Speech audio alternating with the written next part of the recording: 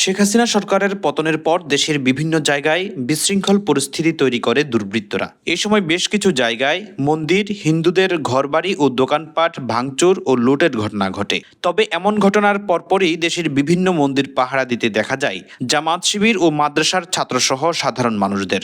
উদ্ভূত পরিস্থিতিতে বৃহস্পতিবার রাজধানীর ঢাকেশ্বরী মন্দির পরিদর্শন করেন বাংলাদেশ জামায়াতে ইসলামীর আমির ডাক্তার শফিকুর রহমান।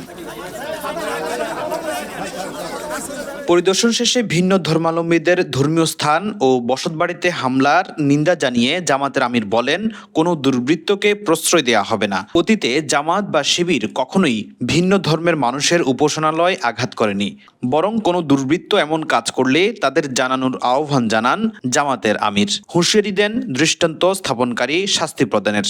দেশে যখন কোনো সামান্য সমস্যা অথবা বড় সমস্যার সৃষ্টি হয়, তখন কিছু দুর্বৃত্ত সুযোগ সন্ধান এইটা থেকে তারা ফায়দা লুটার চেষ্টা করে এবং তাদের অপকর্মের দায় তারা অন্যের ঘাড়ে চাপায়। আমরা এদেরকে ঘৃণা করি, এই কাজকে আমরা নিন্দা করি। সেই অনুভূতির জায়গা থেকে শুধু এবারকার এই পরিবর্তনের সময় নয়, আমরা চেষ্টা করেছি মানুষকে মানুষ হিসাবে গণ্য করা। এ দেশ আমাদের সবার। আমাদের সামনে একটা কথা মাঝে মাঝে আছে, সংখ্যালঘু সম্প্রদায়। আমরা আপনাদেরকে সাক্ষী রেখে বলছি, এটা আমরা মানি না। আমাদের বক্তব্য হচ্ছে, বাংলাদেশের যারাই জন্মগ্রহণ করে সকলেই তারা এই দেশের গর্বিত মর্যাদাবান নাগরিক। ধর্ম এখানে কারো অধিকার হরণ করতে পারে না। ধর্মে কে কোনটা গ্রহণ করবে বা অনুসরণ করবে, এটা তার নিজস্ব ব্যাপার। আমার ধর্ম আমি আরেকজনের উপরে চাপায় দেওয়ার কোনো অধিকার রাখি না, ঠিক অনুরূপভাবে অন্য কেউ আমার উপরে তার ধর্ম চাপানোর অধিকার রাখে না। জামায়াতকে দেশের কাণ্ডারি উল্লেখ করে মহানগর সর্বজনীন পূজা কমিটির সভাপতি জয়ন্ত কুমার দেব বলেন, এ দেশ আমার আপনার সবার, সবাই এ দেশেরই নাগরিক। সুখে দুঃখে সবসময় জামাতকে পাশে চান হিন্দু নেতারা। দেশের কাণ্ডারি আপনারা সেইভাবে আপনি আসছেন, একটা মেসেজ যাবে সারা বাংলাদেশ, সারা বিশ্বে, যেটা আপনি বলছেন, আমরা সেই মেসেজটাই চাই এবং আমরা মনে প্রাণ বিশ্বাস করি আমরা কিন্তু রাস্তাঘাটে নামবো।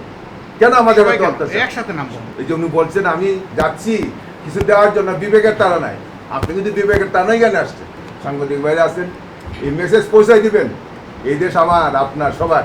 মন্দির পরিদর্শনকালীন উপস্থিত ছিলেন লাদেশ হিন্দু মহাজোটের মহাসচিব গোবিন্দ চন্দ্র প্রামাণিক। তিনি বলেন, হিন্দু নির্যাতন নিয়ে দ্বৈত নীতি দেখা যায়।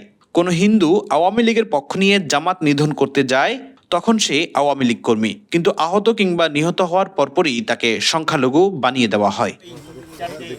ডাক্তার শফিকুর রহমান জানান, মানুষ হিসেবে সকল মানুষের পাশে দাঁড়াতে চায় বাংলাদেশ জামায়াতে ইসলামী। অতীতে বিভিন্ন জাতীয় দুর্যোগে ধর্ম বর্ণ নির্বিশেষে সবার সহযোগিতায় এগিয়ে এসেছে জামাত।